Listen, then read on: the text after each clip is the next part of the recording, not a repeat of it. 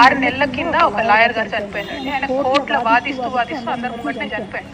Heart attack వచ్చింది అని చెప్పిండ్రు. అది 6 months అయిపోయింది. ఆ తర్వాత ఇంకొక హత్య జరిగింది భూపాలపల్లిలో. అక్కడ భూపాలపల్లి ఎస్పీ గారే ప్రెస్ మీట్ పెట్టి ఇది భూ తగాదాలతో జరిగింది, పర్సనల్ వ్యవహారం మీద చెప్పిండ్రు. ఆ తర్వాత నిన్న మొన్న దుబాయ్లో ఎవరో వ్యక్తి చనిపోయినారు, ఆయన ఏదో నిద్రలనే చనిపోయింది అనేటటువంటి విషయం ప్రధాన పత్రికలన్నింటిలో కూడా వచ్చినటువంటి విషయం. వీటన్నిటికీ మా పార్టీకి మా కుటుంబానికి ఏం సంబంధం అండి? దీని వెనుక మేమైతే కుట్రకోణం చూస్తూ ఉన్నాం. డెఫినెట్ గా కేసీఆర్ గారి కుటుంబం మీద కుట్ర తప్పితే ఇంకొకటి లేదు.